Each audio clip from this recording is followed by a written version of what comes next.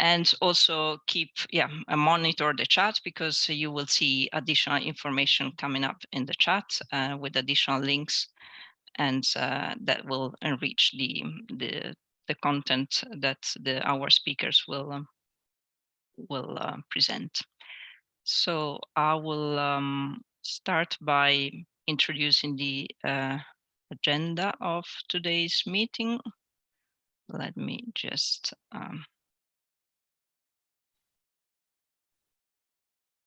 share the screen. Yeah, so we already have a good number of participants. More will join, so yeah, feel free to introduce yourself in the chat, but please mute your microphone, and then we can start, as saying, with the introduction of today's side event. So the topic of the side event is about transforming water use in agriculture through innovation, and there's many ways through which innovation takes place, and I think we will cover a good number of these ways today in this side event. We'll start with how we use innovation and innovative technologies for filling data and information gaps on water use in agriculture. So how we use remote sensing to monitor water productivity, and I will be doing that. And I realized that I forgot to introduce myself. I'm Livia Peiser, a technical officer in the Land and Water Division here in FAO in Rome. And I mainly work on the FAO WaPOR program that I will describe in a little while. But talking about the several aspects of innovation we will cover in this side event, the next speaker will be Sajid Farid from IHE Delft, and he will describe how they use innovative capacity development tools, and in particular, a massive online open course on multiple dimensions of water productivity. So again, we touch upon innovation in the sense of multidisciplinary approaches to the subject of water productivity. Then we'll hear from Abdurrahim Safi from ELIF, what they developed to help accessing and analyzing analyzing WaPOR data as through the WaPOR Act Open Access Toolbox. After that, we come to also another very important step of innovation, that is about technology transfer and business cases. And these are important aspects, particularly because they contribute to the longer term sustainability of the innovation we want to bring. And Esme Mulder will talk about the service centers and knowledge hubs that they are supporting in project countries. And then lastly, but not least, it's maybe most important, is one real example from a country on how these different innovation and tools and innovative approaches are put in practice in Ethiopia. In particular, he will describe what his team is doing for informing water management decisions in Ethiopia. So we have a very, very dense, I think, schedule, and at the end, there will be time for addressing the questions that you can start putting in the chat, so that at the end we can pick them up at the end of the presentations. So I will start with my presentation, and that is about focuses on what we do in FAO, why we do this, why we consider that monitoring water productivity is important, and how we aim to do it using remote sensing technologies.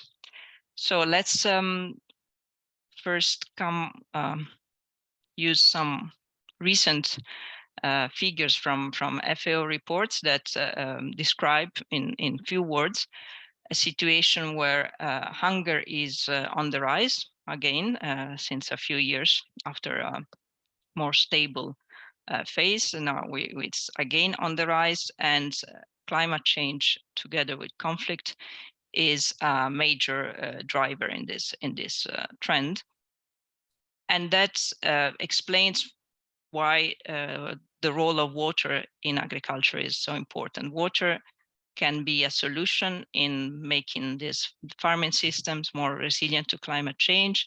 They help, water use can help farmers cope with dry spells or temperature increase. And that makes,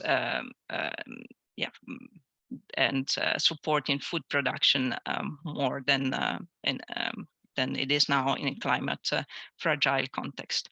At the same time, water use in agriculture is driving increasing water scarcity in some areas of the world, and that at the same time we see from our statistics that most of the cropland extent increase happens in irrigated agriculture. So in summary, there's a growing trend in using irrigation in agriculture, which is good in the sense that helps making farming systems more resilient to climate change, but they can have a negative impact on water scarcity, and that's already happening in many areas of the world. And that's why we need to make sure that we use water in agriculture better, and that we are able to produce more food using less water. And that's basically what we consider, what we refer to with water productivity in agriculture. And that is a measure that puts together the amount, the output, so the yields in this case, in relation to the water consumed to produce that yield. And remote sensing can help us monitor these two aspects in cost-effective ways, because with satellite we can monitor the yield of the biomass of the vegetation, and that's use it to derive yield, crop yield, but also calculate and assess the water consumption, so the evapotranspiration of vegetation.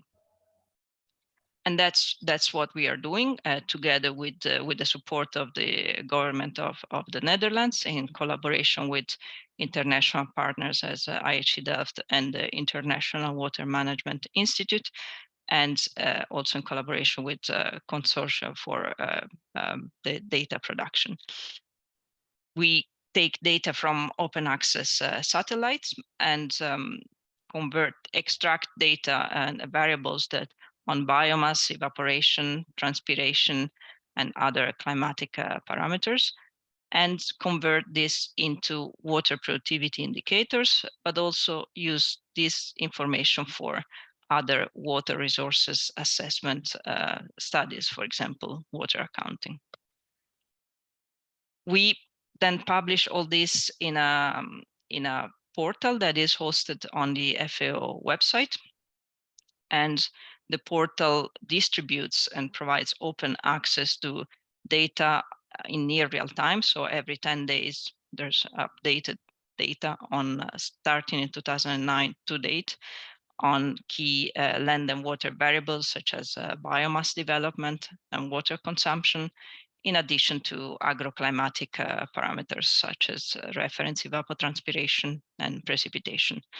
And we distribute these at different levels of resolution, ranging from 250 meters resolution on a continental level. You see that we cover Africa and the Near East for the moment, and Sri Lanka, and then also 100-meter resolution for a good number of countries, and then a focus in some specific irrigation systems with a focus with high resolution data at 30 meters. So this, what you see here, for example, is part of the Jazeera irrigation system in Sudan, and you see an example of our data at 30-meter resolution, where the fields are identified, and you see we can monitor, in this case, the water consumption, so the actual evapotranspiration over points or a field or a polygon over time. The good news is that we, as you saw in the map earlier, we currently focus on Africa and the Near East, but we just received confirmation and support to go global now, and that is expanding the possibilities that we have to support additional countries in monitoring water productivity. The data that we produce is distributed through open access standards. This is very important for us, and I think that's critical also for ensuring longer term sustainability of the innovative tools that we developed. And we distribute both the outputs, but also the methodologies in open access standards. So WaPOR has been recognized as a digital public good, and it adheres to these standards. The codes and algorithms are available. The data is distributed through geospatial standards, but also through API that makes it easier to integrate in existing applications. I'll just summarize a few links that you will also, some of them you will also find in the chat. So of course the data portal where you can find all the data, and the website where most, I think the information you need can be found. The data can be accessed not only through FAO portals like the WaPOR portal itself, but also the hand-in-hand geospatial portal of FAO, but also other tools like EarthMap, Google Earth Engine, and other applications that are built on API technology. We have methodology documents and quality assessment reports that are available on the website. There's also online courses already available in English, French, and Arabic, and an application catalog that tries to put together the example that we are aware of in which WaPOR data has been used. And please feel free to enrich this catalog with your own experience. That would be very good. I'll move towards the conclusion, but first I'd like to mention who's using our data and what type of users we see. And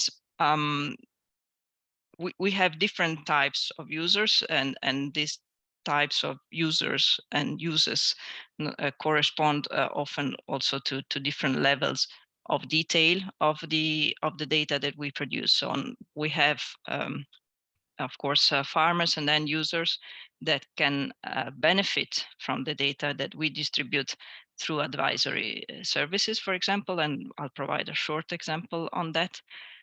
On a different scale, we have irrigation systems, for example, the managers of irrigation systems, water user association, or river basin authorities that are interested in monitoring water use and irrigation performance in a given irrigation system.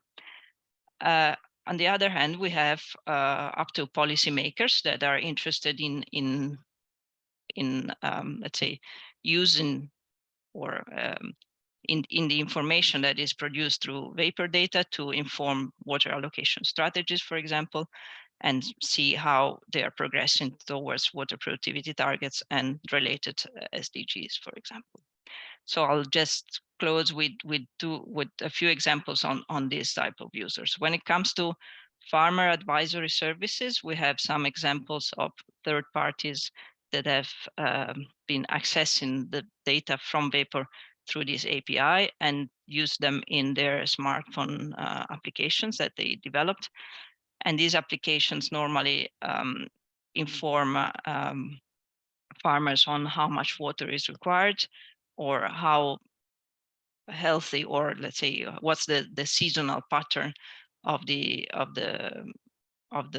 crop that is growing, or he or she is growing, so that they can monitor the development of the crop during the growing season.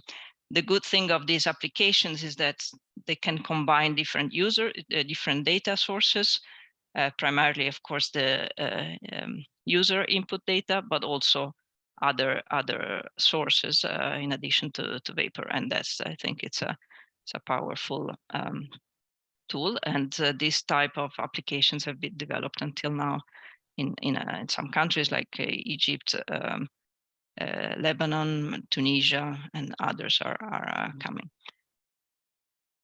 When it comes to irrigation system managers or water user association and so on, then we speak normally about larger areas. This, what you see in the map on the right, is the Jazeera irrigation system. That's maybe one of the largest irrigation schemes in sub-Saharan Africa. And the data from WaPOR has been used to assess the variations of water productivity in the scheme. And you see from the map there is a lot of spatial variation in water productivity. But what is important in making this innovative technologies used is, of course, discussing and engaging with the decision makers, in this case the farmers, in understanding the findings of this analysis. So what you see in the picture is our team in Sudan discussing the findings of this analysis, where they compared the results of this WaPOR-based assessment with current agronomic practices that, for example, can be land leveling or plant density or inputs and so on, and see what type of correlation they could find between high, for example, water productivity levels and the use of these practices, and discuss the results with groups of farmers to understand if they have the same understanding of the results, and what could be the solutions or the lessons learned of this analysis. At the policy level, there's also a few examples of how the WaPOR data can be used. Last week, there was, for example, a consultation on the League of Arab States in which water allocation strategies were discussed. And these the guidelines for water allocation strategies includes the use of WaPOR data for monitoring water productivity at different scales. In other cases, governments can use the data to develop their their accounts. In this case, the government of Rwanda used it for a natural capital account of water. But also, and particularly now that we are going global, that we will have a global coverage, we can use WaPOR data to support data acquisition. So for SDG monitoring, we know that FAO is custodian agency of a number of targets, in particular in SDG 6. And one of the main challenges is the lack of data and the number of countries that still have challenges in reporting because of data gaps. So we hope that remote sensing and WaPOR in particular can help filling some of these gaps for increasing and improving SDG reporting, and of course at the end achieving SDG targets. With that, I will then move to leave the floor to our other speakers that will in particular explain activities that are being done in the framework of the WaterPIP project. That's a project funded by the government of the Netherlands that aims in particular at improving water productivity in water and agriculture related projects funded by the Ministry of Foreign Affairs and other donors. And there's the link there to the website, and you will hear a number of products that were developed in the framework of this project. With that, I'll conclude my presentation, and I would ask now Sajid to continue and give an overview of the massive open line course. that they've been developing at IHE Delft. Sajid, floor is yours. Thank you. And sorry, the the introduction to Sajid, yeah, that is maybe you will find additional information to the in the chat. But yeah, just a few words to say that Sajid is an expert in designing and developing ICT solutions using remote sensing techniques in Earth observation. And he's now a senior researcher lecturer at IHE Delft, that is a partner institution of the WaPOR project, and has been leading the creation of the now available free massive online open course on water productivity that we will he will present to us in his presentation. So thank you. Over to you, Sajid. Yeah. Thank you, Livia. I hope you all can hear me well. Yes, a bit far, but we can hear you. Yes. Okay, I will make it more close. Now it's better? Yeah. Yeah. Yeah. Yeah. Thank you. Okay. Thank you. Thank you, Livia, for that introduction. I will start my topic. So I will speak about the massive online open course on various dimensions of water productivity, which we at IHE developed as part of the WaterPIP project, which Livia just mentioned in her talk. So before getting into the Mooc, as I'm the first speaker on various aspects of WaterPIP, I will give you a brief introduction of what WaterPIP is. WaterPIP, as Livia mentioned, is a project funded by Ministry of Foreign Affairs in the Netherlands. The main goal of WaterPIP is to facilitate water productivity, 5% water productivity improvement. Sorry, Sajid, we don't hear you that well anymore. If you can speak, yeah, when you're closer, it's better. Sorry. Okay, so I will try to be more closer. I hope it's better now. Yeah, now it's okay. Thank you. Yeah, so the WaterPIP, the main goal of the WaterPIP is to guide partner countries on water productivity concepts, mainly using WaPOR database, which was introduced in the earlier talk. So towards this water productivity, the WaterPIP project used or developed different tools and different capacity development materials in order to facilitate or in order to disseminate information on how to improve water productivity in the agriculture sector in partner countries. So the main idea is to find the areas to focus investments on to help increase access to water or to reduce water consumption. As shown here, it's an example, whether we can do it with data coming from satellites and remote sensing techniques. In this case, focused mainly on WaPOR database developed by FAO. The WaterPIP project has many components, mainly 5 different water work packages, of which the main elements were development of analytical tools, where tools were developed using WaPOR and other open access data to conduct diagnostic analysis, to support dialogue with ministries and in-country capacity on different aspects of agriculture and improving water productivity, and to establish service hubs and knowledge hubs to disseminate these knowledge through local partners. As you can see, a major component of WaterPIP project was capacity building, and it is integrated well within all these activities. So through our capacity building plan, we have developed quite a lot of training materials, training of trainers programs, short courses, different tailor-made trainings. And finally, we have also launched a Mooc on various dimensions of water productivity, which I will explain a bit more in the coming slides.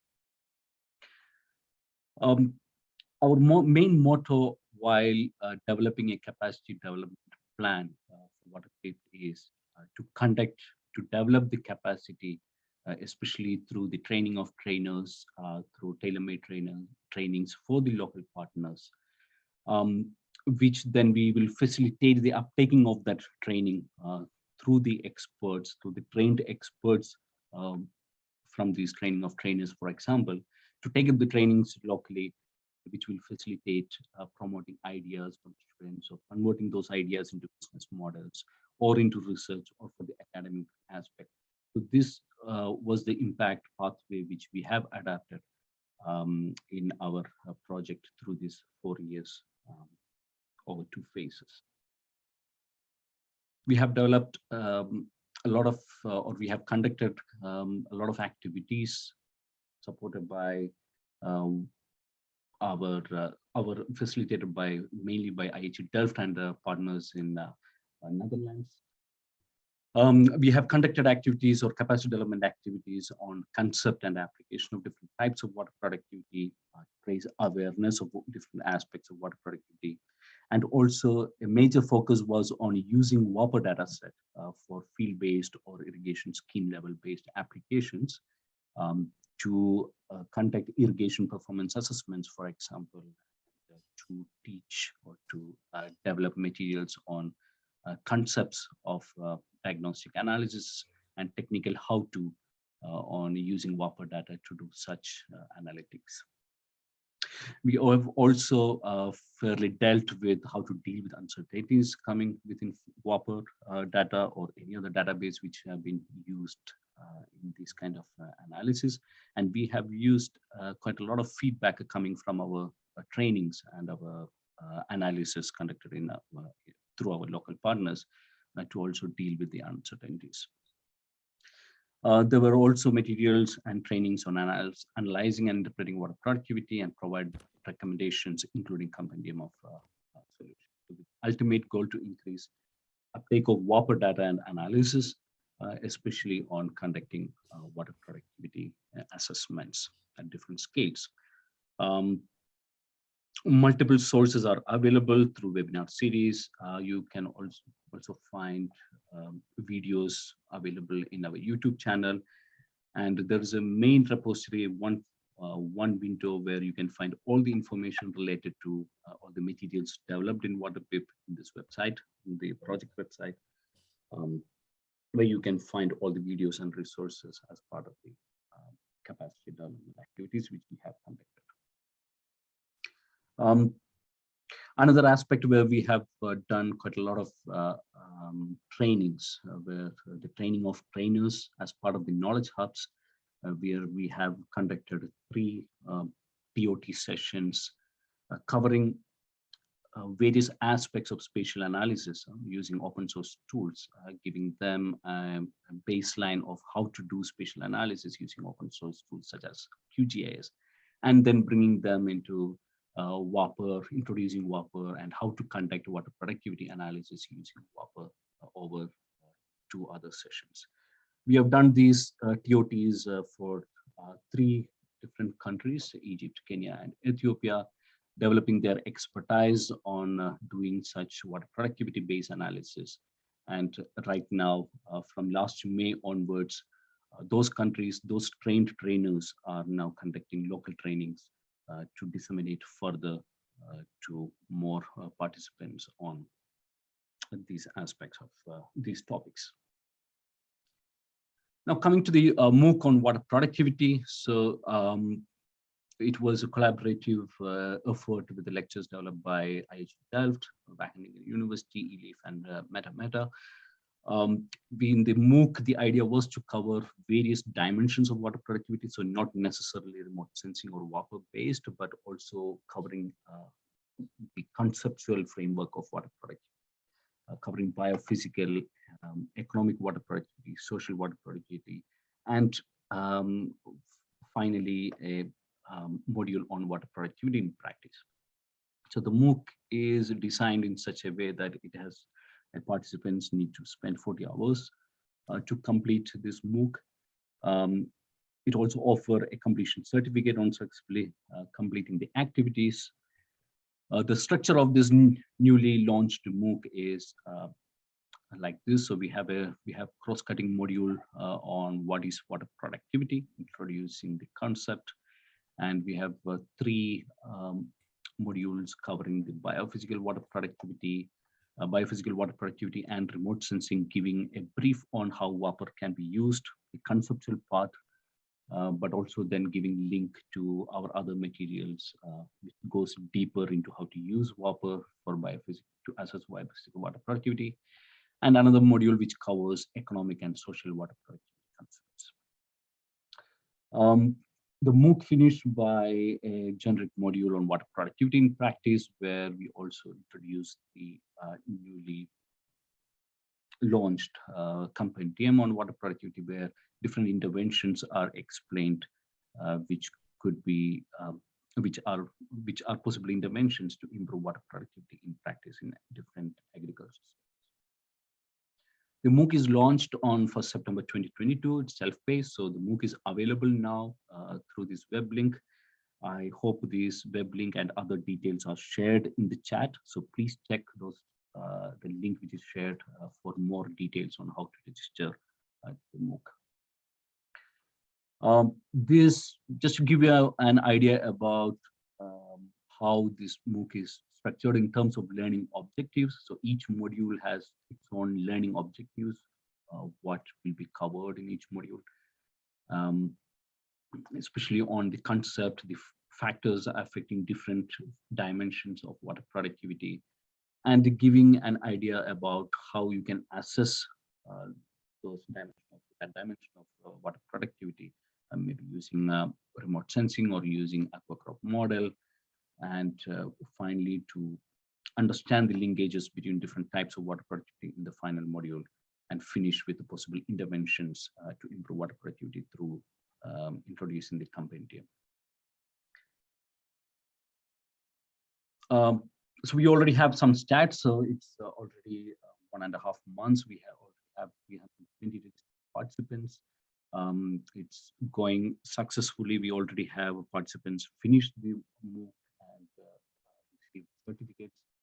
The participants are coming from all over the world. Right now, counting around 39 countries with 39% female participants. Yeah, so the message of this session should be that, okay, registered to Mooc today. We also have supported forums till end of November. After that, it will be self-paced and self-sustained.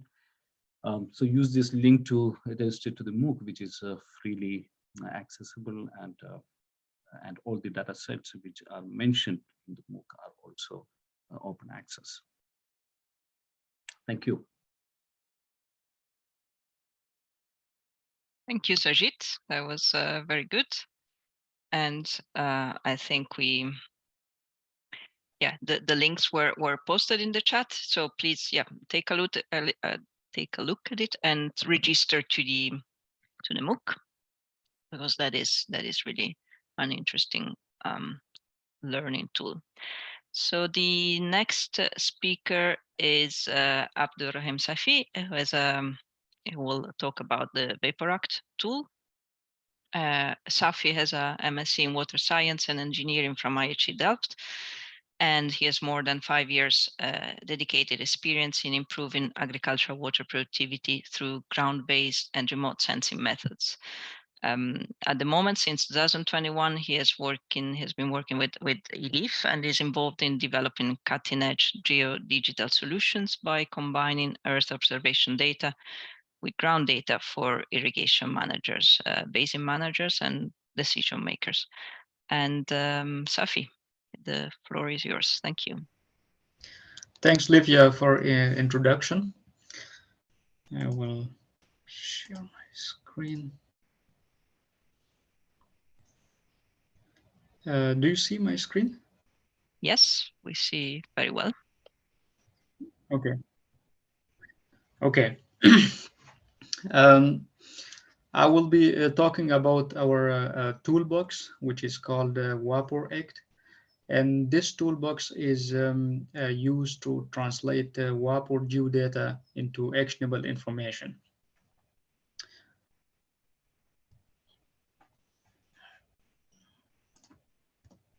Yeah, little bit background information on the need of the toolbox. We all know that there will be increase in population, and also um, the food production we have to increase, and at the same time the water availability will be decreasing for agriculture purpose. So we have to improve water productivity.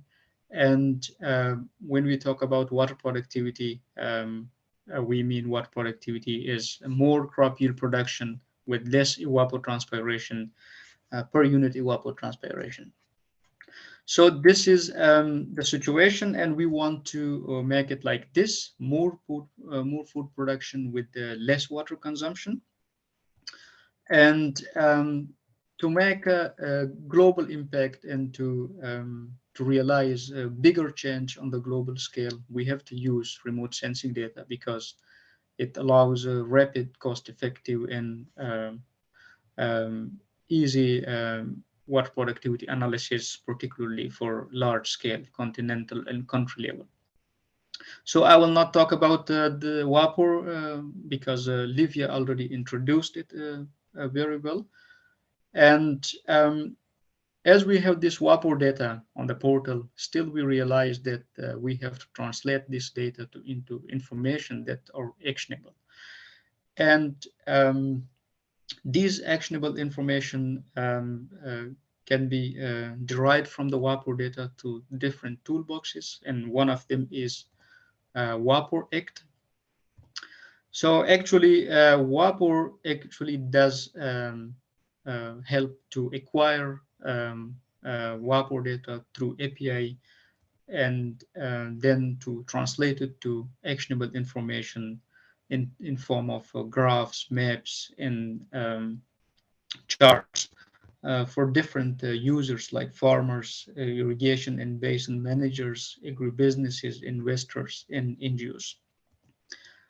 And this WaPOR Act is actually a building block which can be used to create customized services for targeted users.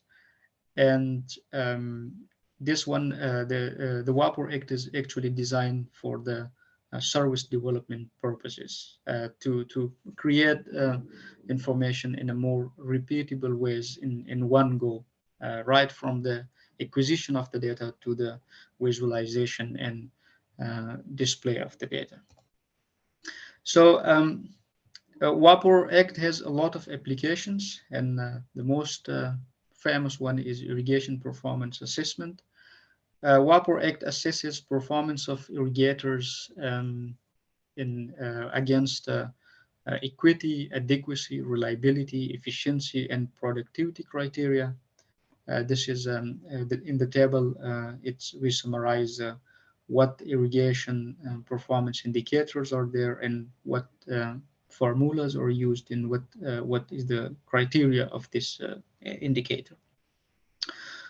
We have really nice wiki of the WaPOR, so you can also visit our wiki to see more about these indicators.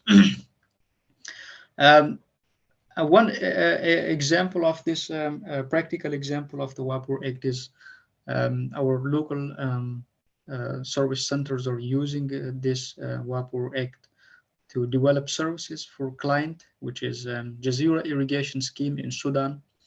And the problem of the scheme managers was that there was a low yield due to irrigation inefficiency and water deficiency.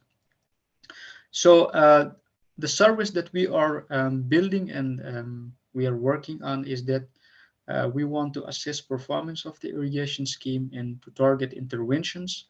And our service will be helpful to identify and prevent water deficit at critical crop growth stages to avoid losses in that critical stage. So this one is the relative water deficit, which actually assesses that what is the ratio of the optimum water requirement and what is the actual water supplied. Another one application is in Kenya for Mewa irrigation scheme, and they have low irrigation, they have low crop yield, but at the same time they have higher water consumption. And our service is all again assessing their performance of irrigation scheme. And this service is actually helping them to identify plots and areas that are using higher non-beneficial water. So that's the water that is not being incorporated into agriculture products, and that's the water which is just being wasted as evaporation from the soil. Another application is in Sudan, and that's again a Jazeera irrigation scheme. And farmers, the problem of the irrigation schemes was that farmer cultivate more than the permitted or allowed area, and it's actually the scheme is designed for particular number of farmers in particular percentage of 50% of the whole area has to be irrigated, but actually the farmer are irrigating more than the allocated area, and this is depriving downstream farmers of irrigation water.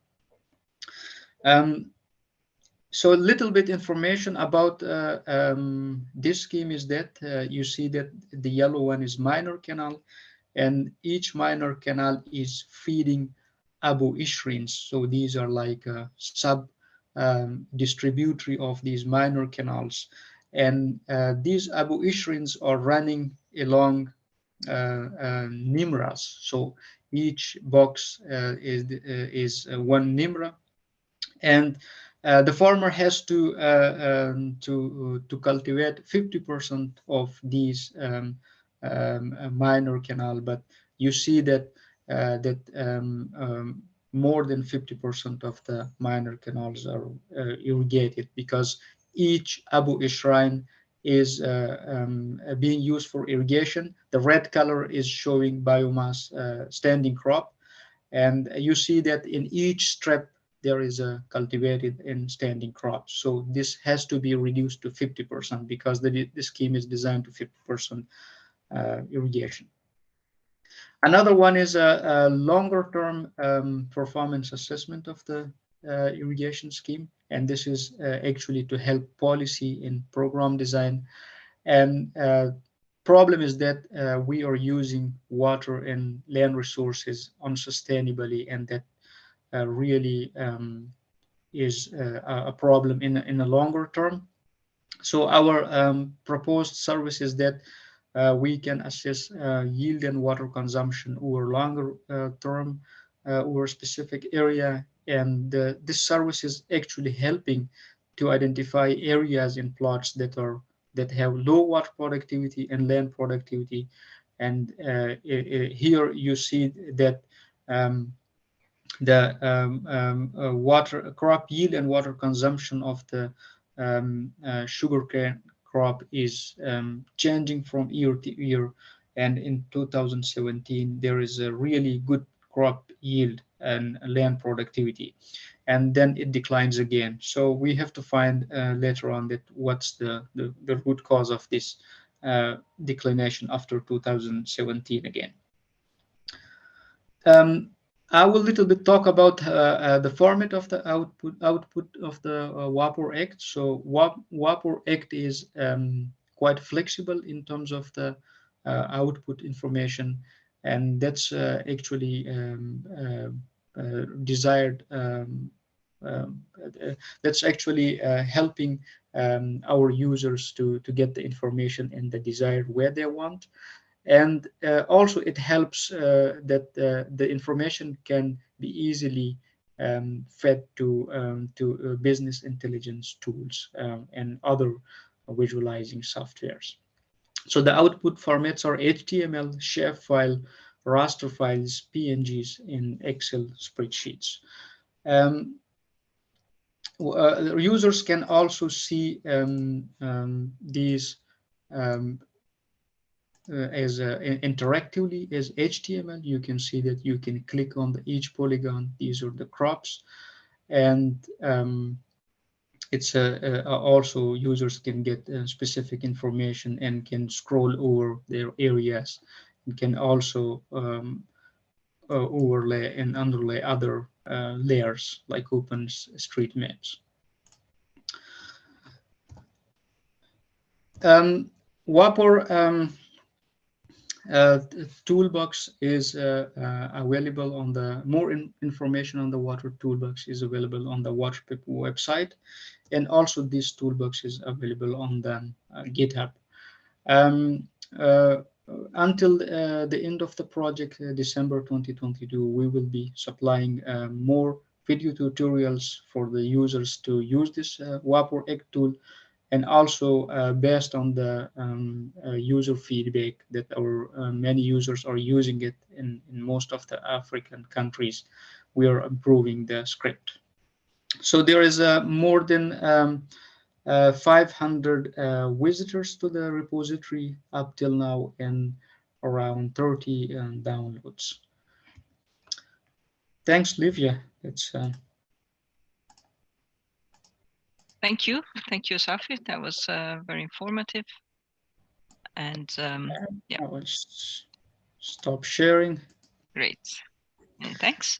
Yeah. So we directly, please make if you have questions, put them in the chat for Safi, and then we can move directly to the next speaker, who's Esme Mulder. He's is a program manager at Meta based in Kenya, and she focuses on integrating remote sensing data and GIS tools with local knowledge to support land and water management, both in agricultural areas as well as in semi-arid rangelands. She has several years of experience in Africa, and she has a strong passion in facilitating knowledge sharing within and between a diverse range of groups. So she will talk about the work of WaterPIP project in setting up service centers and knowledge transfer. Over to you, Esme. Thank you. And we see your screen very well. Perfect. Thank you. Can you also hear me very well? Yes. Okay, that's good. Not that I'm talking to my computer and that nobody can hear me. Yes, so hello, everyone. Thank you, Livia, for the introduction. So basically what I would like to do is kind of bridge the information that we've heard so far from the different speakers and what's coming up, which is the presentation by the Service Center in Ethiopia. And so that's why this presentation is called the Service Center Service Hub Introduction. So why would we even have these service centers and knowledge hubs? Why do we find this important? Well, Safi and Sajid have really introduced already all the kind of tools that can be used and how to learn how to use these tools. Livia has shared a little bit more about what WaPOR is, but how can we make sure that this is not just relevant for people behind their computer all around the world, in Europe, in the US, in this case with WaPOR, of course, a lot in Africa and the Near East. But how can we really make sure that it's actually really useful for the farmers and for the irrigation managers and people like on the ground?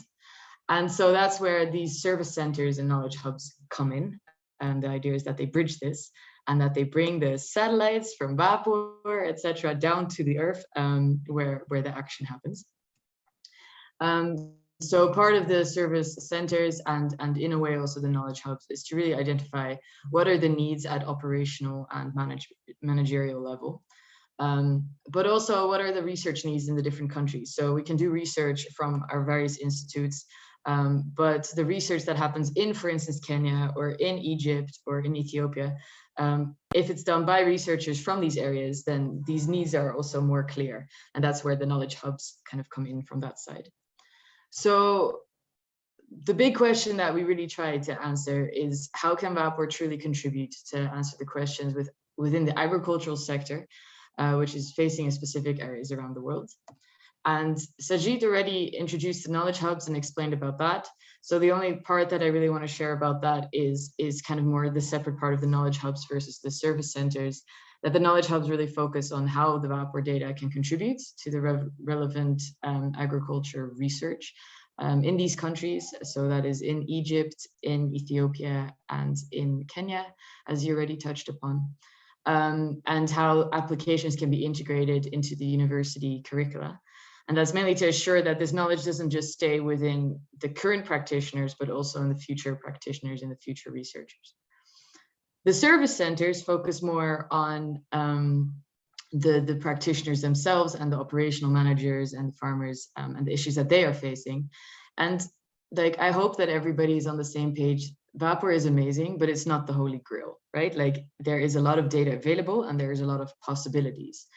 But sometimes we have the illusion that, okay, now we have all the data, we can make beautiful maps. Now we can make a lot of decisions purely based on this. But if life was that simple, then we would have already solved a lot of issues in this world. The idea is with WaPOR also that we really integrated with the knowledge on the ground and also data on the ground. And if you can integrate both, then you can really have stronger decision support systems. And so the idea of the service centers is to really go to all these areas, to talk to a lot of practitioners, to see how WaPOR can contribute to it. So not replace it, not replace decision support systems, but really see like, okay, what type of data from WaPOR is accurate enough, is useful enough, is really a contribution to some of the big questions that these different institutions or operational systems have. And so one of the big things with the service centers is the engagement. So identify local user cases that this WaPOR data can be applied on, and support these users through local service centers so that they can actually provide such services for those who need it. Another part is to develop. So Safi already showed some of these tools, some of these applications that can be made through the WaPOR API. And so part of the service centers is also, okay, once we've identified these needs and what are important things, how can we develop certain tools so that it's super easy to use for our clients? And then finally, to demonstrate that WaPOR can be used, but also how can this water productivity be improved through these tools or monitored through these tools. And the lessons essentially that are learned through the service centers and through the knowledge hubs can then also be shared with other countries. And now that Livia also shared, like, okay, it won't just be the African continent and the Middle East, but it will also be more parts of the world. We can really draw on these lessons from the service centers, from the knowledge hubs, on like how they really found user cases that are relevant for different situations. So here I would like to introduce the service centers under the WaterPIP. Basically, a lot of organizations have submitted applications, and these are the 3 that have been selected. So in Kenya, it's the Association of Irrigation Acceleration Platform, IAP. In Sudan, the Hydro Agricultural Service Center. And in Ethiopia, the Ethiopian Construction Design and Supervision Work Corporation. I have seen already that some of the people from these service centers are also joining today's meetings. So if you want to share your contact details for those people who are interested in the specific service centers in Kenya, Sudan, Ethiopia, feel free. And for any really detailed questions on these things and on these areas, you can ask them. Ethiopia Service Center will present afterwards, so I won't dig too much into that. But I will quickly introduce a little bit what's happening in Kenya and Sudan. What I would like to say, first of all, is that, yeah, a really good shout out to these different organizations. It's been approximately a year now that they've been really working and exploring on using this data. And what I really like is that each country and each center in these countries have really looked at what works for us and what works in our organization or what works in our setting. For instance, in Kenya, it's more, the approach that's being used is more, okay, we've got all these different analyses that we can do with WaPOR. Let's find 10 different areas and apply it to, and kind of see what the needs are based on that. So it's kind of the push-pull system. Well, for instance, Sudan and in Ethiopia, it's more like, okay, let's focus on like one client or on one topic and really see how WaPOR can be applied to that. So it's very interesting to see how these different service centers are working in their various contexts and what works for which area best. And so in Kenya, like I said, it's more push-pull approach. Safi already briefly showed some of the things. So the main focus is on irrigation scheme management entities, both public and private. And like I said, they've identified 10 different areas in total. So the idea is, first, they've done some analysis of these different areas using the various tools that Safi already touched upon, but also the other tools that IHE has developed regarding how to use WaPOR through the Python scripts. And they have shared preliminary results with these different areas, and they're still in progress of reaching out to some of these 10 areas. And then that data, those maps, those things that are created, are really a great tool for discussing, okay, what's going on where? Here, there seems to be a lot of biomass production. Here, there seems to be little biomass production. Why? What is the case? For instance, in the rice scheme, the practitioners were saying, like, yeah, this is great that WaPOR shows biomass production, but we are interested also in seeing, like, some areas we have low yields, but a lot of leaves, like a lot of biomass of the crop. While in other areas, we have very little biomass, relatively speaking, but quite high yields. But where is what happening exactly? And what does that mean for our evaporation? Like, where are we actually using a lot of water and actually producing limited yields? And where is it actually using a lot of water and producing a lot of yield and stuff like that, to kind of figure out also the water productivity. So what you can then do is look at these different maps and the different biomass maps and overlay it with the yield maps from the field. So not just creating everything with WaPOR, but combining the two data sets. And in such a way, these discussions have rolled out, like by IAP showing some of the maps and by the practitioners giving feedback on what their issues are and what they would like to know. IAP has been able to assess some of the needs, and they're now working on developing the services accordingly. So this is the Moya rice irrigation scheme. They've also done the same in Kwale, the sugarcane. And Moya has proposed to improve the water productivity as an irrigation scheme. This is also now being supported more and more by the ministries and policymakers. But then IAP's role could be to provide this data as a baseline, and also to help with, like, the monitoring and the tracking of water productivity. So that's just one example of one of the things that's going on in Kenya. In Sudan, there's a bit more, like I said, a one-themed approach. Sudan is working mainly with insurance companies. I saw Ronak already online, like some other people. They will be able to share more about that. If you're interested, you can contact them. But basically, when they were talking with these insurance companies, they expressed interest in water stress, in floods, in crop damage, all kind of diseases and pests. How can we make sure that we know what is going on where, so that we can pay out the correct amount or pay out at the right time, etc. And so what happened is that the Hydro-Agricultural Service Center has had conversations with this client, and then showing WaPOR data to facilitate the discussions, and, like, what can we do, what can we not do, what field data would be needed in order to like complement the WaPOR data and to answer the questions that they need. And so some of the user cases that they've been looking at is, for instance, violations. Also, like, proof of, like, okay, these fields are fallow, but they or these fields should be fallow, but actually people are cultivating on it. You know, if then an issue arises, will the insurance still pay out, yes or no? Also, maybe some risk forecasting so that the insurance companies know a little bit more of what's going on. But like we said, WaPOR is not the holy grail. And so what I think is so amazing about the different service centers is, by really being on the ground with the practitioners and really walking through these processes of what questions should be asked, what things are going on, what are the issues that these organizations are facing day to day, we can really sit together and find out, okay, where does WaPOR come in? Where do other data sets come in? How can this all work together, including the knowledge on the ground and other things, to really support decision making? And really, like, if you don't have any information now, how can WaPOR contribute a little bit more so that we have a bit more information to make better decisions? So that's something that's going on right now in Sudan. Ethiopia, I'll leave as a cliffhanger. There's no point of me sharing when we've got people from Ethiopia here that will share all about it. So I'll come back, like, I won't come back to that later, but we will come back to that later. The Ethiopia team will. But my final slide that I would like to share is more, how does this work, and kind of like, now what? We've got this WaPOR database. We've got all this amazing data. We've got these APIs. We've got incredible potential. Now there have been user cases that are being developed and that will continue to be developed around the world. And I can imagine a lot of the people that are now here in this meeting will also have a lot of ideas and a lot of clients and a lot of potential and a lot of thoughts on like how can WaPOR be integrated.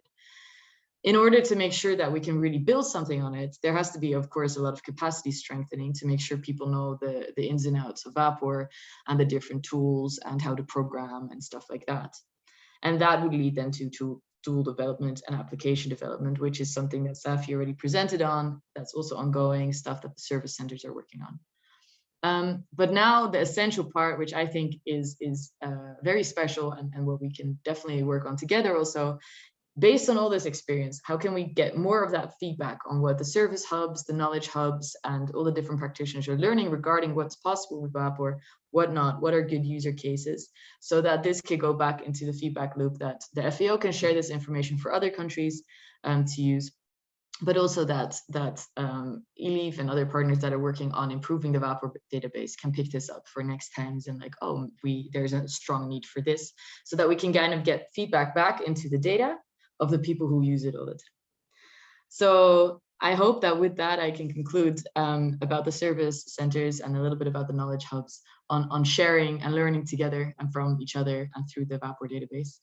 And yeah, I'm very curious to hear more from the Ethiopia team. Thank you very much. Thank you very much, Esme, for your contribution. And then we now to the last presentation of today, that will be from Hermias Alemou-de-Messier. He's a hydraulic and irrigation engineer that has for the past 6 years been serving as a research and training process executive officer at the Ethiopian Construction Design and Supervision Works Corporation. They have a very long name. But yeah, you heard already the role in the project, and he will show us the example of the service center from Ethiopia. So thank you, Hermias. The floor is yours. Thank you, Olivia.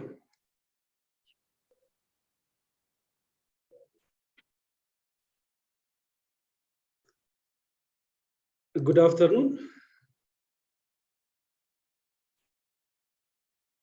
We see your slide, not yet in presentation mode, but it's coming. Yep, perfect. Yeah, thank you. Good afternoon, ladies and gentlemen. I'm glad that we got a chance to present about Ethiopian Service Call Center activities.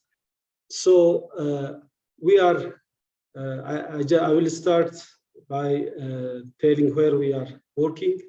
I work as the research and training officer and the research laboratory and training center of that long name that we have mentioned earlier.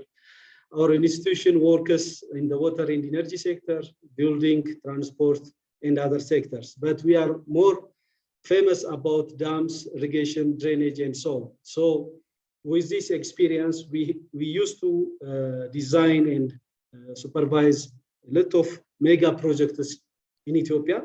And we will share you what has happened by using WaPOR through this system. So we give services. This service call center is going to give service for Ministry of Irrigation and Lowland, Ministry of Water and Energy, and also for Ministry of Agriculture, and also for our corporation. So I will present you 2 examples from the Ministry of Irrigation and Lowland, and also Ministry of Water and Energy. In the Ministry of Irrigation and Lowland, the case studies is Abadiska from Upper Awash Agro Processing Industry Enterprise. As you see, the enterprise had 441 hectares. It's located in the Awash River Basin. Major crops are citrus and papaya. What the problem that they are facing is they don't know the real performance of their irrigation scheme, and also about their yield per hectare related to their fruit production. And also they don't have a document of the irrigation scheme information. So that's where we are communicated with them and started by doing a field visit to the irrigation scheme. As you see, most of the irrigation scheme, the main canal, the night storage, the gates, and the pumps, and so on. Here are our team members while they are visiting the scheme. So what service are we going to develop?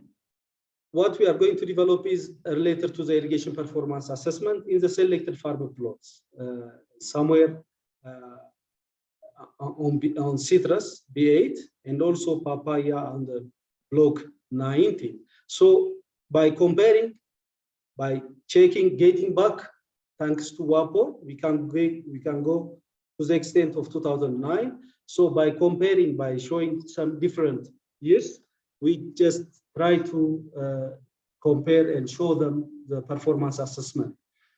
We use the data, as everything is mentioned earlier, primary data, crop yield, discharge, and secondary data are already got from WaPOR. Already Safi has mentioned it. So main indicators that we want to explain for the stakeholder is about the adequacy, about the relative water deficiency of the efficiency, is related to beneficial, and then what seasonal water consumption did we see on the scheme, and also productivity.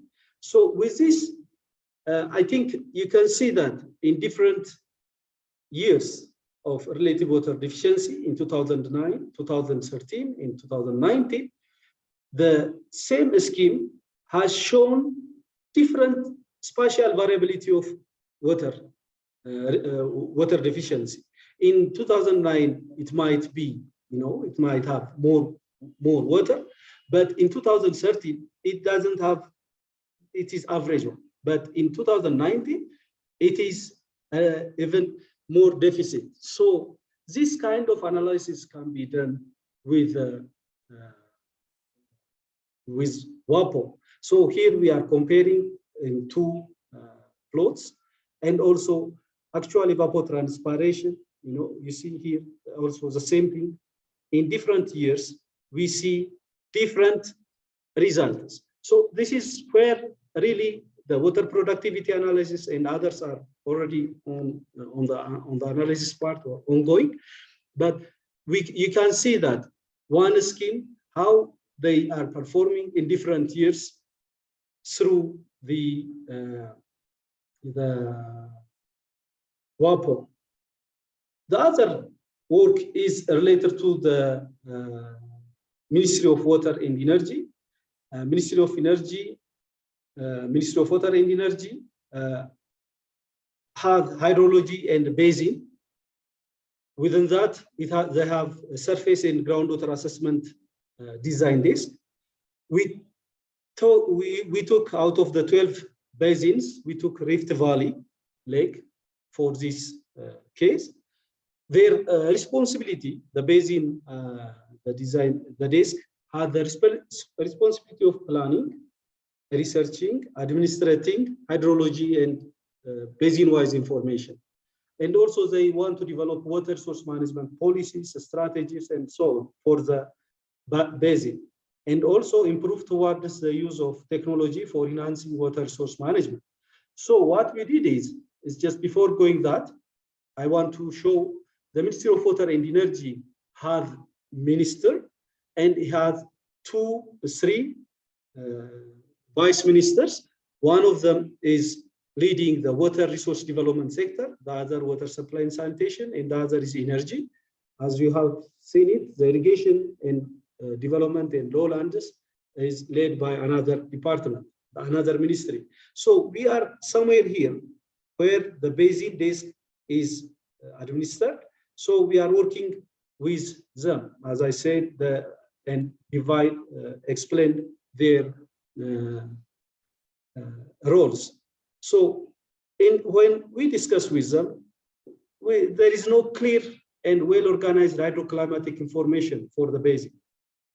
And also there is no well-documented water resource assessment on the basin. There are different studies, but they are not well documented.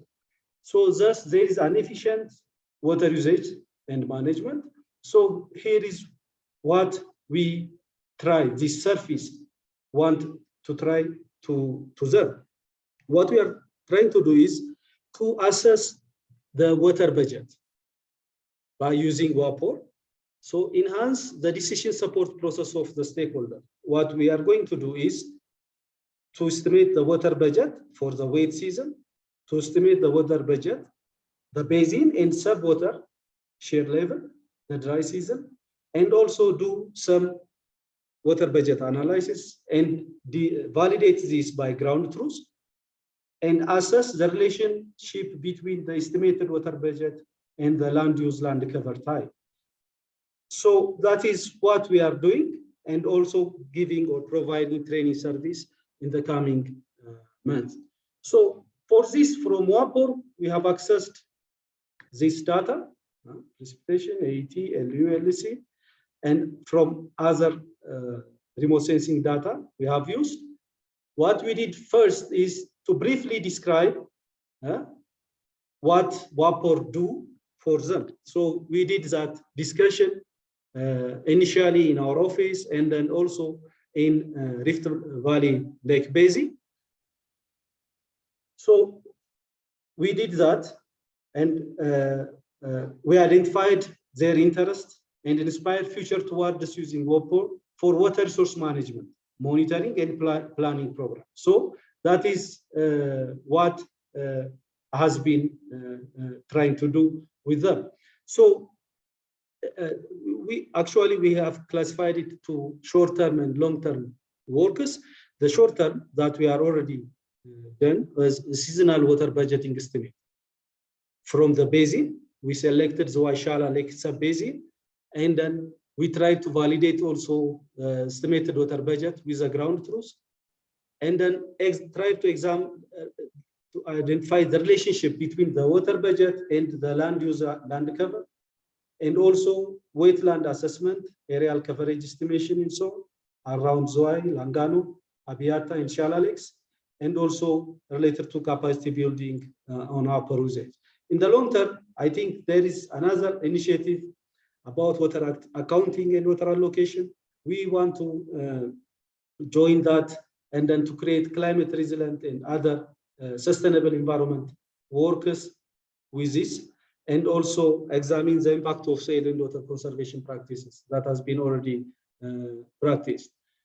So with this, for example, you see here the wet season water balance for 2021 and the dry season wet balance is completely, you can see what is happening in the dry season and then in the wet season. So this kind of information, we are trying to interpret it with their staffs, and also our team, Dr. Adi Salem and Gabriel Abraham, they are working on that. So the upper part of the basin has the water volume than the lower basin. So what kind of strategy can the basin desk work based on this kind of information? We can go back to some years and then also make show the temporal variation, and even within a year we can show the wet and the dry season. The same thing for land use land cover classification of Rift Valley Lake Basin. This is also the same analysis. So from this also, we can see this resource, and then where can we put our irrigation development in terms of water storage areas? Where shall I put, and so on can be presented. So I think this is really the good starting point that the service call center has done with the ministry. Not only this one, is also trying to give service for the decision support system, for in terms of, these connected lakes, in terms of wetland management, water quantity, water quality, and so on, we, as much as possible, try to estimate. The current service is giving them the seasonal water budget estimation as an input for the Rift Valley, but it will ultimately contribute to the developing water allocation plan of the basin. So this, again, will have a good, will enhance the decision supporting process of the client within that lake. So this is the point that we are progressing. Related to the Ministry of Agriculture, I want to say a little bit about it also. Actually, now the mandate related to the Ministry of Agriculture is focusing on small-scale irrigation development. Small might have still the size depends, as per our country legislation, and up to 300 hectares. But sometimes the community might have a little bit more than that. But every support related to small scale and a little bit medium or at a plot level goes to most of the time Ministry of Agriculture. And also these days there are workers related to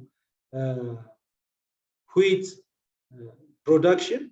So we are working and trying to lift.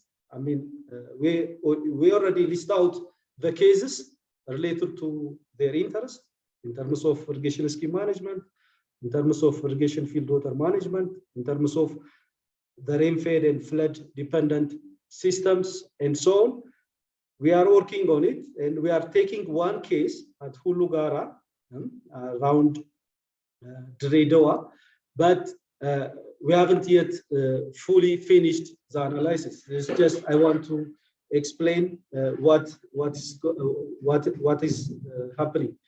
The problem also related to Ministry of Agriculture, what our client is telling us, there are little information or document about the trans-regional river water balance, no clear and concise approach in using, improving, monitoring, and evaluating water productivity. So WaPOR comes to this in helping us, I mean, to solve or to get the information. Last but not least is our own office. As I mentioned earlier, we work as a water and energy development sector, but largely we work on the irrigation and drainage. Previously, we follow, this work is also led by Yeshmabetit Barak. So thanks to WaPOR, we want to have WaPOR as irrigation planning tool also. We currently, we initiate, plan, design feasibility, detailed design of irrigation projects, but with the usual practice, with going in practically to the field and doing a lot. But this WaPOR is now telling us lack of input data for irrigation and drainage planning. Where also most of the irrigation schemes that we have designed and constructed, their poor irrigation performance and lower productivity is pressing a challenge on the existing irrigation development projects. So we want to reverse it. We want to see what are there is a limited way to evaluate performance of irrigation schemes. So we want to know that parameters, coefficients, choice of methods, and other methodologies, and then rework on using WaPOR. So this is also ongoing work, but use of input data from WaPOR for detailed irrigation and drainage planning, identification of water productivity, because we are the one, we are working with CropWatt, and then CropWatt is nowadays associated with, is using WaPOR tool. So it is a good opportunity for us even to start to evaluate the irrigation methods that we are designing, and also while we are preparing the operational manual for the irrigation schemes management by indicating water distribution based on cropping pattern and so on, we work also. So we are working on that direction for our company. It's just, I hope I have some minutes for way forward. Really, this tool or working as a service call center helps us to evaluate irrigation schemes and measuring water productivity specification using users be targeted based on the Ministry of Agriculture, Ministry of Water and Energy, Ministry of Irrigation and Lowland interest. We are trying to work on that. I know Esme has already mentioned it. I think Safi also mentioned it. We are, these centers are, at least we are sharing experience with Kenya and Sudan. Hopefully we will target other stakeholders in the coming time. There are a big interest from the farmers, government officials, and policymakers. It's already mentioned. Whenever we discuss with them, the only thing that they ask us, how do we validate it? How do we do it, the ground truth? So we are collecting the case studies with what we are working on, and hopefully the same case studies from Kenya and Sudan will give us more opportunity, and also continuing to capacity building of WaPOR services, as we are at the same time knowledgeable. And then, as Sajid has already mentioned it, we are on the way in the coming 2 weeks to provide 2 trainings at Adama Science and Technology University and Bahar Dar University, and then we will document case studies for WaPOR services, and also hopefully we will network with IMI, FAO, and other institutions to do more work. A special thanks to local Meta team and in the Netherlands. Amazing. ELIF, IHE, FAO, local stakeholders, and WaterPIP teams.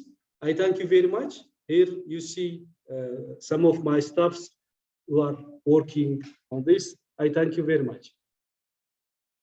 Thank you, Livia. You can. Yeah, thank you very much, Ermias. That was very, very good, and I think a very good conclusion of what we've been presenting in this side event. So the different approaches and the innovation we aim to bring different steps in improving water use in agriculture. And there was already some Q&A going on in the chat. I think most questions were addressed in the chat itself, but there was one for you, Ermias, that of course you were busy presenting, so I'll say it loud for you. So there was a question on the slide that you showed on the water productivity in the first example that you showed, the difference in water productivity in citrus and papaya. And so the question is if you have an idea on how to explain the differences observed in water productivity from one year to the other, and in particular in the citrus and papaya example. So according to you, what would be an explanation for the changes in water productivity over time? Okay. It's clearly shown that from the slide itself, through time, the water is becoming scarce and scarce. So, in 2009, there were more green or more water available. In 2013, I can't say it's average, but in 2019, it's becoming dry. So in terms of water productivity, once if you are getting a little bit less water, that's what's happening. But they have to be more efficient in use. Actually, on the agriculture, on the scheme, they want to mitigate it with night storage pond, by storing water at night and then getting. But in terms of productivity, it is a little bit going down. I think if I zoom it out, there will be, we can show some figure, but you can share it this PowerPoint, and then I left my contact email for details with numbers. Hopefully we'll share them. So. Thank you. And a follow-up question on that. I think if you had the opportunity to compare the biomass from vapor with the ground observations, yeah, well, over to you. Then maybe I can add something on that. Yeah. You know, Dr. Ababa raised a good question. Yes, we haven't yet rectified it with the ground truth. We went there 2 times, but we didn't get the detailed data. But we will do this, and then in the final, in the coming maximum 2 months, when we wrap up, we will get the details. That's my response. Thank you. I think that is also related to other questions that were addressed in the chat about what type of crops you can evaluate in this performance assessment. And of course, we know that for 3 crops, it's not possible to get biomass and, well, to get yield biomass we can, but to translate in that into yield for 3 crops, that is not possible to do from remote sensing. So that's why you mentioned, I think, that you need to combine that with local data when it comes to 3 crops. But that was addressed already in the chat by Safi, sorry. So I think with that we covered most of the questions we had. If there is any last question that we didn't that I didn't see, let me know. But otherwise, we are just on time. I would like really to thank all the speakers for providing this good overview of the different ways, different approaches we want to bring for improving water productivity and in general water use in agriculture. There's one last question that is very, very good. I mean, that is about cloud, and of course, that is always a problem in remote sensing analysis. Cloud coverage. We haven't found any solution yet. If you have one good solution for getting rid of well, we cannot get rid of clouds because we need them for rain, but. No, I'm joking. Yeah, indeed, cloud coverage is still an issue in some areas. What we do is that we provide data on valid observation. So on the Vapor portal, you can find layers that will tell you how many days go between valid observation. If you see that there are like months between valid observations, then you may be, of course, careful on using the output for that specific area and time period. So that's the first step, describing the issues related to cloud cover and the impact they have on the quality of the outputs. With that, I think we can close. Thank you very much all, and there you can find all the links to the WaterPIP project and all the products that have been described in this session. Please, register to the Mooc, look into the Vapor Act, and explore the WaterPIP website for more information on the Knowledge Hub and service centers. And you can find the contacts of the service centers in Ethiopia, Sudan, and Kenya. And of course, the Vapor report and the website is full of information and training materials and some documents, reports describing what we have been discussing today. So thank you all again, and watch out the program of the Science and Innovation Forum, because there's many things going on. Thank you. Thank you.